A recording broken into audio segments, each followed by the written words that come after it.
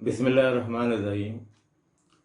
ناظرین محترم، میں محمد انیس الرحمن ہوں اور آج میں آپ سے میڈیا کوریڈور پاکستان کے پلیٹ فارم سے مخاطب ہوں۔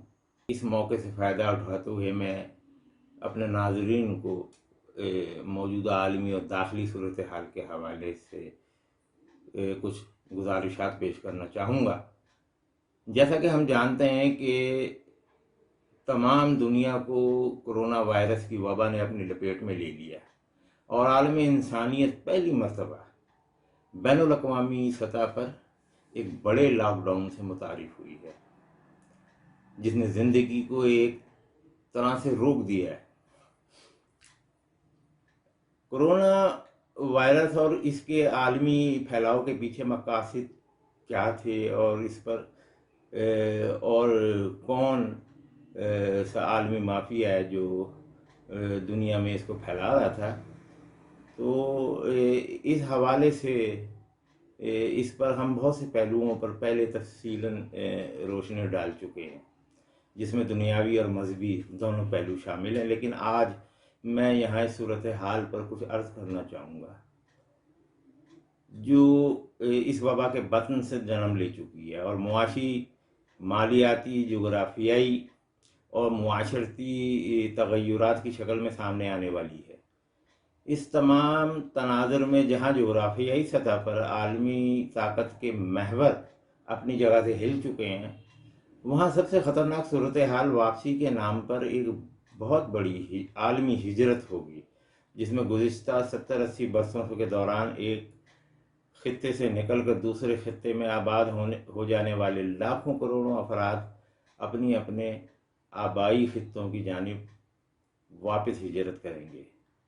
اس کی بڑی وجہ یہ ہے کہ حالیہ صورتحال میں مالیاتی نظام کی تباہی کے بعد پیدا شدہ حالات ہیں، جس کا سب سے بڑا نشانہ ترقی یافتہ ممالک ہیں، جن میں امریکہ، کینیڈا، یورپ شامل ہیں۔ ان خطوں میں بسنے والے لاکھوں افراد بے روزگار ہو چکے ہیں۔ لاک ڈاؤن نے یہاں کی airline industry, hotel industry, سیاحت کی انڈسٹری، بڑی بڑی صنعتوں کو تباہ کر دیا ہے۔ کام کرنے کی وہ جگہیں جو پر ہجوم ہوا کرتی تھیں ویران ہو چکی ہیں۔ مغرب، خصوصاً امریکہ کا وہ بینکنگ سسٹم جو عالمی مہم جوئیوں کے دوران ادائیگیوں کے نظام کو متوازن رکھنے کے لیے ذخیرہ شدہ سونے کے مقابلے میں کئی گنا زیادہ نوٹ چھاپ کر اپنا مالیاتی بھرم رکھتا تھا، تشت اذبام ہو چکا ہے۔ اس تمام صورتحال کا مقابلہ یہاں کی انتظامیہ یا تو چین پہ الزام تراشیوں کی شکل میں کر رہی ہے یا کسی بھی وقت اسے بڑے عسکری تصادم کی شکل بھی دے سکتی ہے۔ لیکن ان دونوں طریقہ کار سے عوام کا پیٹ نہیں بھرے گا۔ ماضی کے 70-80 برسوں کی معاشی آسودگیوں کی آدھی قومیں بھلا کیوں کر اپنے ہاں ایشیائی، خصوصاً مسلمان آباد کاروں کو اپنے درمیان برداشت کر پائیں گی؟ یہ اپنی جگہ ایک بہت اہم سوال ہے۔ بہرحال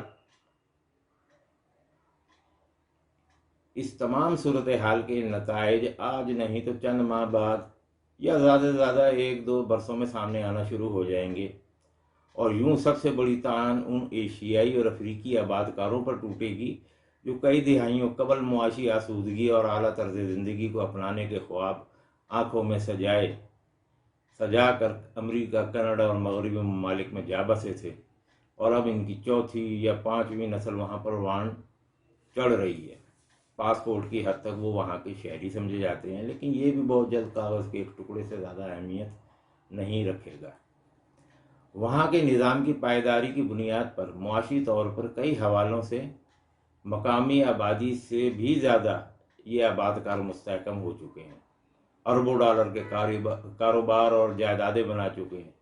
لیکن موجودہ صورتحال کے پیش نظر معاشی بدحالی جب اپنا رنگ دکھائے گی اور بھوک کا جادو سر چڑھ کر ناچے گا، تو ان خطوں میں موجود حکومتیں اور عوام یہاں کے بچے کچے معاشی فوائد میں پہلا حق اپنا سمجھیں گے، اور آباد کاروں کے لیے ऐसी सूरत हाल पैदा की जाएगी कि वो अपने अपने आबाई इलाकों की जानिब लौट जाएं। ना सिर्फ लौट जाएं बल्कि जो कुछ कमाया है और बनाया है उसे यहीं छोड़ कर जाएं। तारीख का तो ये सबक है कि हमारे मगरबी आका इस रुझान में खासे बेरहम हैं। जब वो इस्तेमारियत के ज़रिए काबिल एशियाई और अफ्रीका के वसाइल को अपने बाप का माल समझकर लूट रहे थे, तो भला अपनी ही सरजमीन पर आबादकारों के बनाए जाने वाले अरबों डॉलर के असासों से कैसे दस्तबरदार हो जाएंगे। ज़रा सोचिए, आज ही के दिन के लिए तीसरी दुनिया के हुक्मरानों को अपने अपने मुल्कों की अपने अपने मुल्कों में लूट मार की खुली छुट्टी दी जाती थी ताकि लूट का माल मगरबी बैंकों में रखें, उन्हें मज़ीद इस्तेहकाम बख्शने के लिए यहाँ जायदादों की खरीद व फरोख्त का कारोबार करें। अब ये सब कुछ इन मगरबी मुल्कों की जेब में चला जाएगा। इनमें एशियाई ममालिक के सियासतदान भी हैं और गैर सियासी शख्सियात भी। यकीनन आप मेरा इशारा समझ गए होंगे। मुमकिन है ये हकायक आज मजाक लगे, लेकिन क्या आप तसव्वुर कर सकते हैं कि अगर सिर्फ 2 बरस पहले कोई आपको न्यूयॉर्क, बीजिंग और यूरोप की खाली सड़कों का ही नज़ारा करा देता है तो आप हैरत के समंदर में डूब ना जाते। लेकिन ये सब कुछ आज हमारी आंखों के सामने और नाक के नीचे हो रहा है।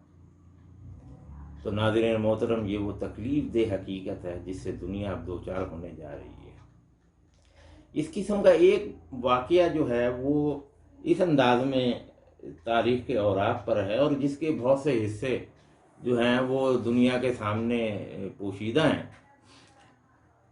वो हम देखते हैं कि यूरोप से यहूदियों की मकबूजा फ़लस्तीन में नकल मकानी थी। आप यकीन मानिए कि जर्मनों के ऊपर ये इल्ज़ाम धरा जाता है कि उन्होंने 60 लाख के करीब यहूदियों को कंसंट्रेशन कैंप्स में मार दिया और उसी की वजह से ये लोग जो हैं, जो बाकी बचे के थे, वो दौड़ कर फ़लस्तीन आए। हकीकत ये थी कि जो यूरोप में और मशरक़ी यूरोप में जो यहूदी आबाद थे वो फ़लस्तीन आने के लिए तैयार नहीं थे। उसकी वजह ये थी कि जो सहूलियात उस वक्त तक भी यूरोप में मौजूद थीं और वो भला उनको कैसे छोड़ने के लिए तैयार हो जाते, जबकि उस ज़माने में आज से तकरीबन कोई 70-80 साल पहले मकबूजा फ़लस्तीन का इलाका जो था वो एक गैर तरक्की याफ्ता इलाका था। ना वहाँ सड़कें ढंग की थीं, ना वहाँ रिहायशी मामलात सही तरीके से थे।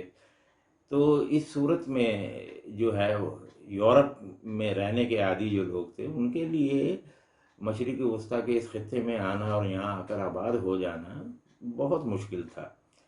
तो उसी के लिए ये सूरत हाल पैदा की। लोग कहते हैं कि नाज़ियों ने जुल्म की, नाज़ियों से ज़्यादा जो यूरोप की उस वक्त सहूनियत थी और सहूनियत के ऊपर जो लोग अपना हुकूमत कर रहे थे, जो इदारे और जो यहूदी और सहूनी शख्सियात, उन्होंने ऐसे हालात पैदा किए और नाज़ियों के ज़रिए से यहूदियों पर मार लगवाई ताकि वो यूरोप को छोड़ के फ़लस्तीन को ही अपनी आखिरी पनाहगाह समझें। यही वजह है कि फिर वहाँ से जहाज़ भर भर के मकबूजा फ़लस्तीन आए और यहाँ इनकी अपना आबादकारियाँ की गई। तो कुछ जो आलमी सतह पर तब्दील शुदा तर्ज ज़िंदगी को इस तरह देखा जा रहा है कि कारोबारी, तालीमी और आलमी सयाहत के मामलात मुकम्मल तौर पर तब्दील हो जाएंगे। तो जिस वक्त ये तमाम चीज़ें यहूदियों को बताई गईं तो उन्होंने फिर इस सिलसिले में रज़ामंदी का इजहार किया। अरब इस्तिलाह में जो सरमायादार यहूदी थे, जिनकी बहुत बड़ी तादाद यूरोप और अमेरिका के गर्म सर्द पर हावी थी और आज भी वो मुकम्मल तौर पे हावी हो चुकी है, इनको ब्रीफ केस यहूद कहा जाता था। मतलब ये कि ये खुद तो फ़लस्तीन आने के लिए तैयार नहीं थे, لیکن جو معاشی طور پہ جس کی بڑی تعداد مغرب میں بہت کمزور تھی یہودیوں کی، ان کے لیے وہ وسائل پیدا کرتے تھے۔ تو ناظرین محترم، یہ تو ایک فیز تھا، لیکن اب اسی قسم کا جو دوسرا فیز ہم دیکھ رہے ہیں وہ یورپ، امریکہ، کینیڈا میں بسنے والے جو ایشیائی اور افریقی باشندے ہیں، خصوصاً ان میں بہت بڑی تعداد مسلمانوں کی بھی ہے، جیسا کہ آپ لوگ جانتے ہیں۔ ہمارے اپنے ملک سے بے شمار لوگ جو ہیں وہ وہاں جا کے آباد ہوئے ہیں۔ تو اب یہی صورتحال جو ہے کم و بیش ان کے لیے پیش کی جا رہی ہے، لیکن یہاں معاملہ یہ ہے کہ ان کو ان کے آبائی علاقوں کا رخ دکھایا جائے گا کہ یہ وہاں جائیں، اور وہاں پہ جو ان کے اثاثے ہیں اور جو ان کی چیزیں ہیں جس میں جائیدادیں ہیں بہت بھاری، ان کے اوپر یقیناً وہاں کے مقامی لوگ جو ہیں وہ قبضہ کر لیں گے، کیونکہ یہ معاشی بحران اور بھوک یہ بڑی ظالم چیزیں ہوتی ہیں۔ انسانیت کو اپنا آپ سمجھ سکتے ہیں کہ انسان جو ہے وہ اس میں، اور قومیں جو ہیں اس میں، وہ انسانیت کی زاویت راست سے گر جاتی ہیں۔ اور مغرب تو کھاتے پیتے دور بھی اسی قسم کی روش میں مبتلا رہا ہے، اور آج تک ہم دیکھ رہے ہیں جو بھی کچھ معاملات ہیں، بنیادی طور پہ تو یہ وسائل پہ قبضے کی جنگ ہے۔ اس سے پہلے جو بھی کچھ ہوتا رہا 9/11 کے بعد، وہ بھی دہشت گردی اور یہ تمام چیزیں تو ایک کور تھا جس کے پیچھے چھپ کر یہ سارے کام کیے گئے۔ تو ناظرین محترم، اب جو صورتحال ہے وہ کچھ اس طرح کی ہے کہ عالمی سطح پہ تبدیل شدہ طرز زندگی کو اس طرح دکھایا جائے گا، اور دکھایا جا رہا ہے اب بھی، کہ کاروباری، تعلیمی اور عالمی سیاحت کے معاملات مکمل طور پر تبدیل ہو جائیں گے۔ یہ لوگوں کے دماغوں میں بٹھا دیا گیا، اور واقعی ایسا ہونے جا رہا ہے۔ بڑی بڑی کاروباری عمارتوں کا مصرف ہی نہیں رہے گا، انہیں رہائشی عمارتوں میں تبدیل کر دیا جائے گا، آفیشل کام کے لیے گھروں کو تجدید جائے گی۔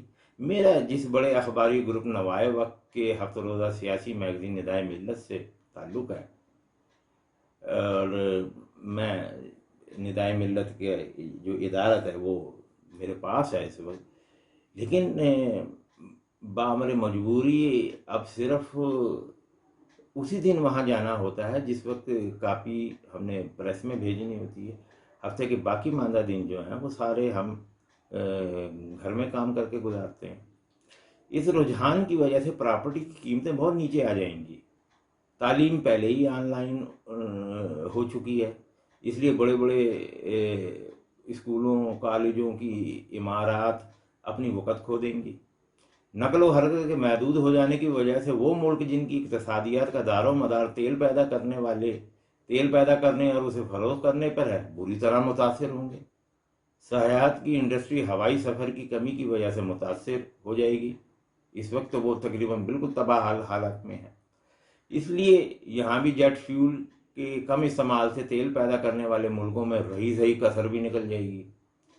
تیل کے کنویں سے چونکہ پیداوار بند نہیں کی جا سکتی، اس لیے چاہے پانی کی قیمت پہ فروغ کرنا پڑے گا، کیونکہ ایک مرتبہ پیداواری کنویں کو بند کر دیا جائے تو اس کا دوبارہ اجرا ناممکنات میں سے ہوتا ہے۔ اس کے لیے پھر مناسب فاصلے پر دوبارہ ڈرلنگ کرنی پڑتی ہے، جو انتہائی مہنگا کام ہے۔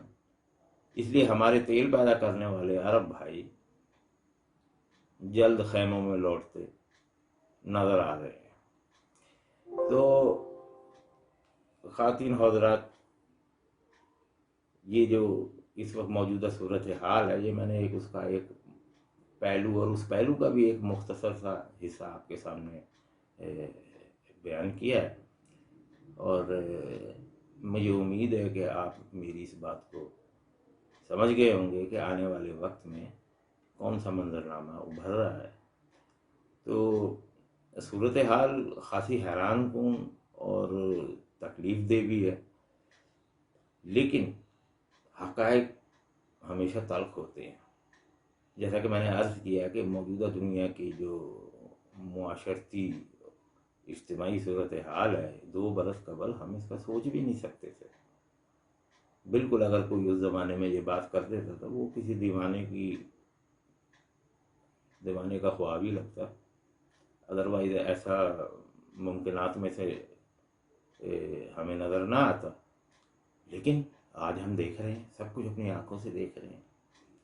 زندگی ایک بالکل مختلف زاویہ لے چکی ہے.